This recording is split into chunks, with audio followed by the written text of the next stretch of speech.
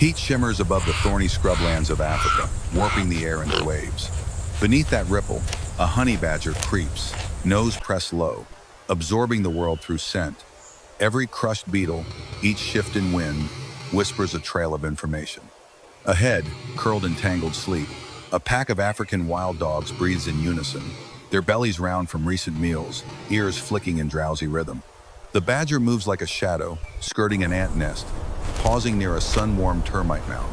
It slips through a narrow run, body hugging the earth. Then, near the den's edge, the scent thickens: milk, earth, fur, and something living. The badger halts. Nose twitching, it reads the language beneath the soil. Pups, soft, vulnerable, and silent. A beat passes, then it dives into the entrance, driven by instinct more than malice. Seconds stretch like hours. When it reappears, jaws clamped around a squirming pup. Its eyes show no triumph, only resolve. It turns sharply, choosing a route it memorized moments before. The pup's cry slices through the quiet like a blade high, urgent and piercing. In an instant, the slumbering calm shatters. Ears jerk upright, muscles coil, and the pack explodes into motion.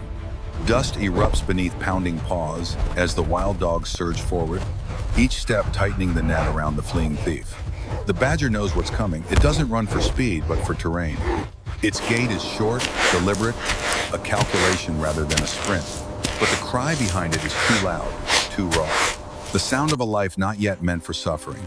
The pack gains quickly, legs bred not for bursts, but for endurance. The badger veers left, but the dogs fan out, cutting off escape. Within seconds, it drops the pup, unharmed, onto the warm ground, turning its own body between danger and the prize it failed to steal. The dogs close in, forming a living circle of teeth and muscle.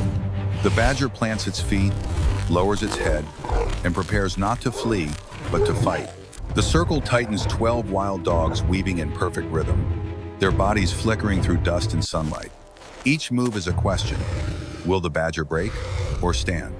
It answers with silence and posture, claws anchoring deep into the sand, muscles rippling under armor-thick skin. A blur of motion, one dog darts too close, and the badger lunges, jaws clamping just enough to warn, not waste. Another circles behind, testing angles, but finds no weakness.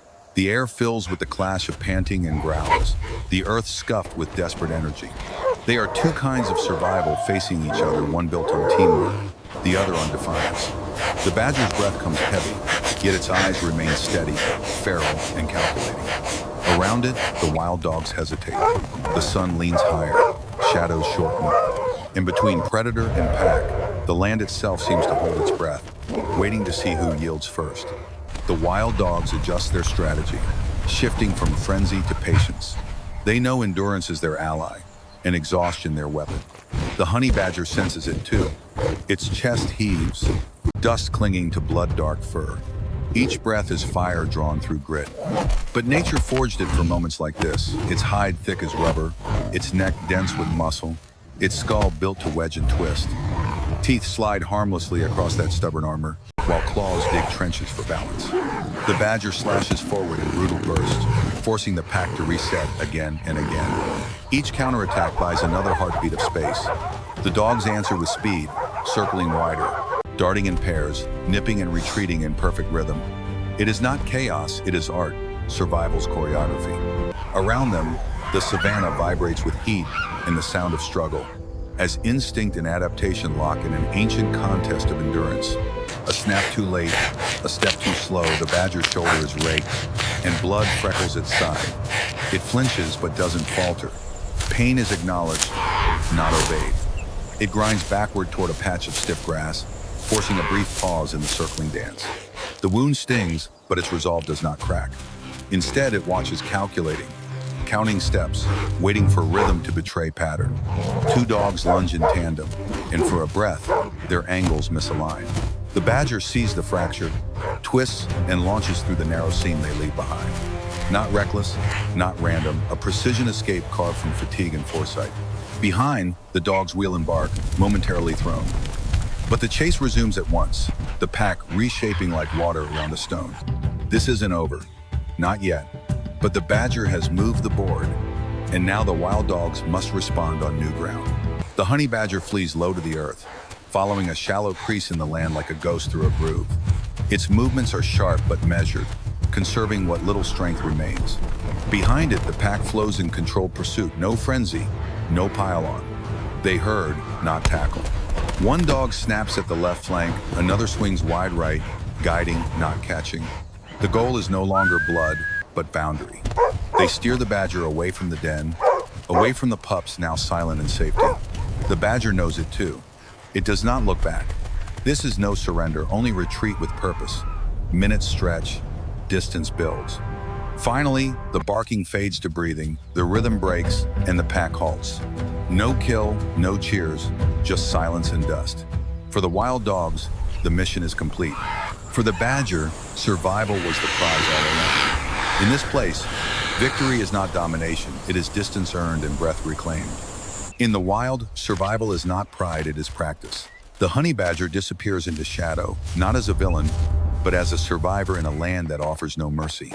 Back at the den, calm returns like breath after a sprint. The African wild dogs, one of the most cooperative predators on the continent, resume their roles without pause. This is not a crowd, it is a family. At its center, an experienced breeding pair leads, while male siblings remain and daughters often leave to form new packs. This structure isn't rigid, it's adaptive. It binds bloodlines while allowing change. Their coats are maps, blotched in patterns as unique as fingerprints. Each year, a satellite round wide, perfect for catching calls or shedding heat.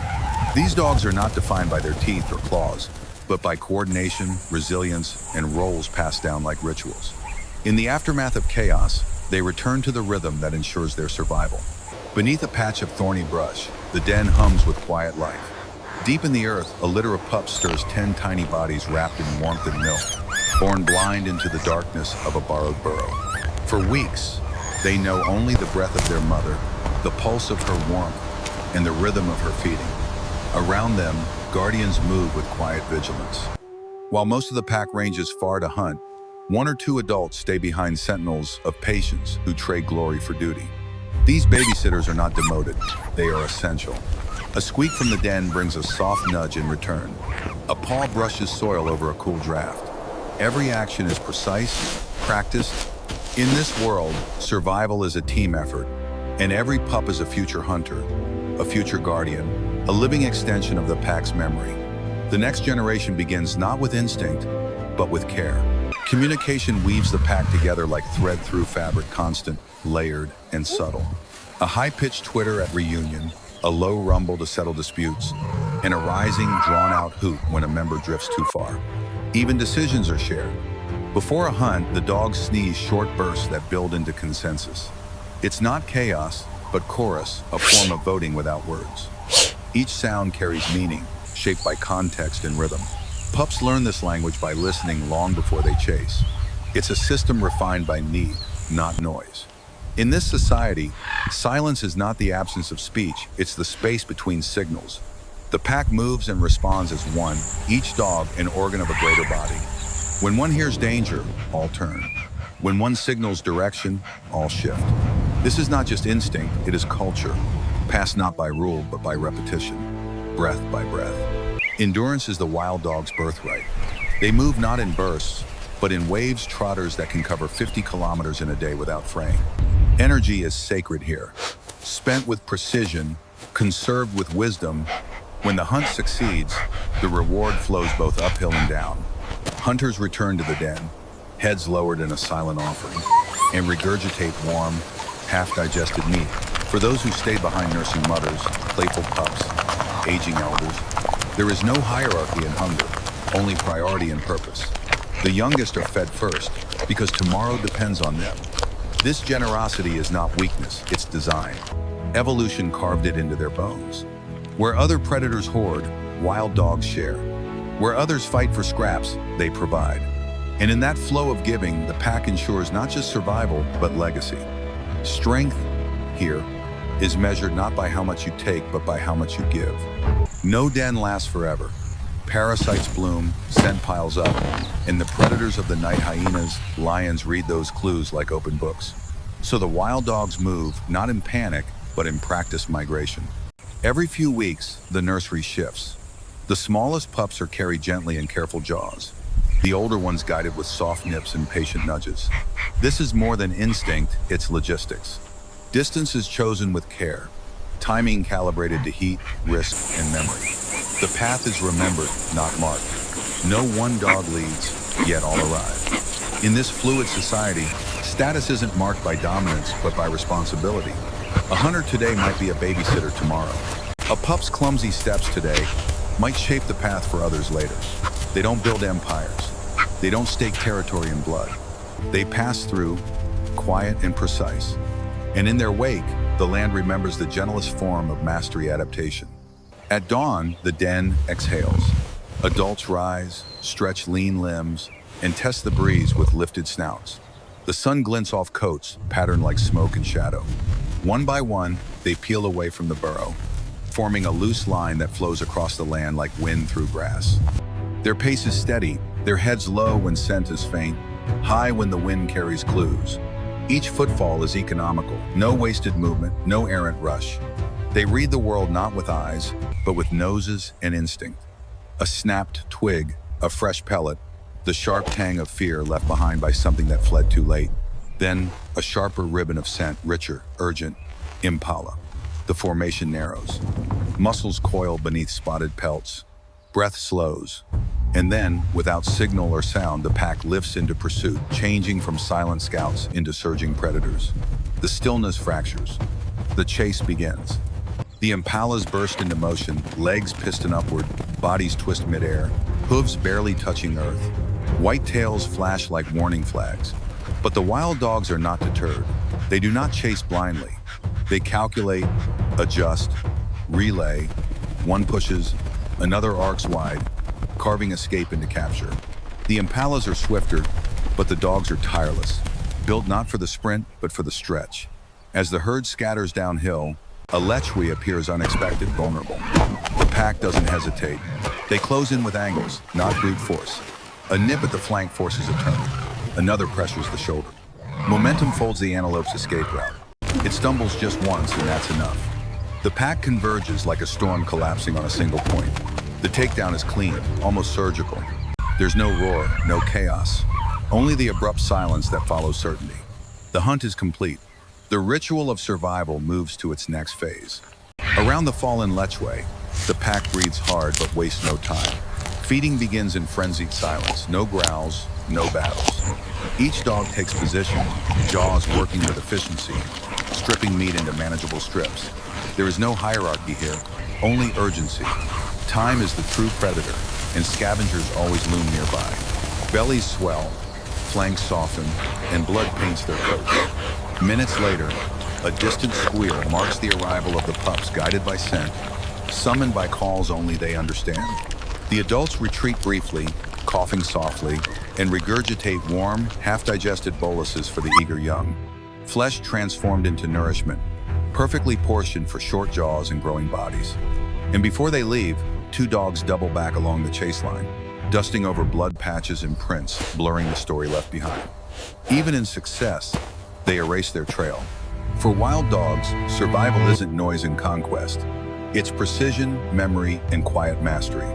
As the sun begins its descent, the pack returns not as conquerors, but as caretakers. Fatigue clings to their limbs, but it dissolves beneath the flurry of pups leaping, nipping, licking at their faces. Roles shift again, hunters become teachers, guards become nurses. One adult stations itself at the burrow mouth, upright, alert, scanning the shimmering air for the slightest movement. This isn't sentiment, it's strategy. Yet, in their discipline lies a tenderness that feels like devotion. They groom each other's faces. They rest limbs over siblings. They allow clumsy pups to climb and tumble across tired backs. This choreography, practiced over generations, becomes instinct. And instinct becomes culture. When scent thickens and flies grow bold, they move again, carrying the tiny, guiding the bold. They don't claim the land. They inherit its wisdom, passing safety through memory. Because here, strength is not how fiercely you fight, but how many you can feed, and still rise to run again at dawn.